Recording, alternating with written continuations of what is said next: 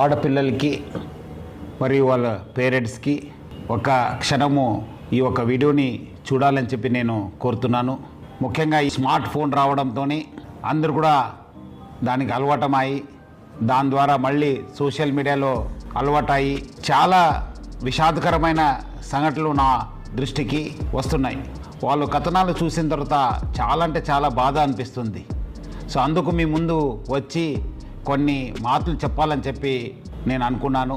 ఆడపిల్లలు చాలామంది ఈ స్మార్ట్ ఫోన్స్ అలవాటు అయిన తర్వాత ఎవరో ఇన్స్టాగ్రామ్లో లేదంటే ఫేస్బుక్లో లేదంటే వాట్సాప్లో ఏదో రిక్వెస్ట్ పెట్టి ఆ రిక్వెస్ట్ పెట్టే ముందు అందమైన ఒక అబ్బాయి లేదంటే ఫేక్ ఫొటోస్ యూజ్ చేసి లేదంటే ఫిలిం స్టార్స్ ఫోటో యూజ్ చేసి వాళ్ళు డీపీ పెట్టుకోవడము, మన ఆడపిల్లలు వాళ్ళ ఒక రిక్వెస్ట్ని యాక్సెప్ట్ చేయడము, తర్వాత వాళ్ళతోని చాలా చనువుగా ఉండడము జరుగుతుంది.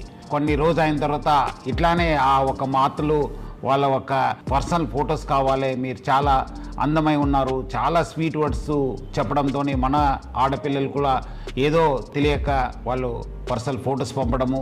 ఈ పర్సనల్ ఫొటోస్ పంపించిన తర్వాత దాన్ని ఆనే అబ్బాయి చేతిలో పెట్టుకొని ఒక రాక్షసుడిగా తయారవుతున్నారు. ఆ ఒక ఫొటోస్తోని బ్లాక్మెయిల్ చేయడము, లేదంటే నాకు ఫిజికల్గా కలవండి అని చెప్పడము, లేదంటే ఈ మధ్యలో డబ్బులు కూడా మీరు నాకు పంపించాలని చెప్పి చాలామంది ఆడపిల్లలు దొంగతనం చేసి లేదంటే వాళ్ళ సంపాదించిన డబ్బులతోని వాళ్ళకి పంపడం జరుగుతుంది.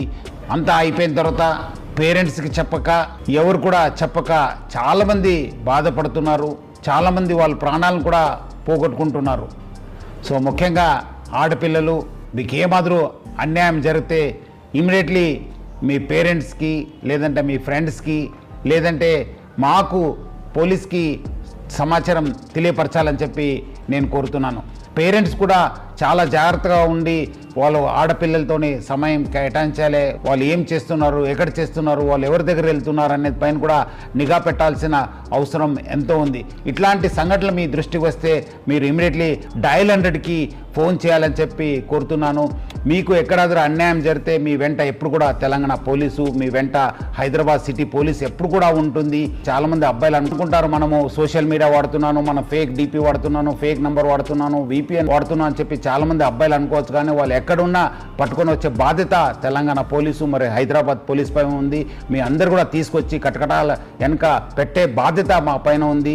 ముఖ్యంగా ఆడపిల్లలు అందరూ కూడా ముందు వచ్చి ఇలాంటి వాళ్ళపైన కంప్లైంట్ ఇవ్వాలి. అట్లానే పేరెంట్స్ ప్లస్ పిల్లలందరూ కూడా ఆడపిల్లలు జాగ్రత్త ఉండాలని చెప్పి కోరుతూ సెలవు తీసుకుంటాను. Thank you. జై హింద్, జై హైదరాబాద్ సిటీ పోలీస్.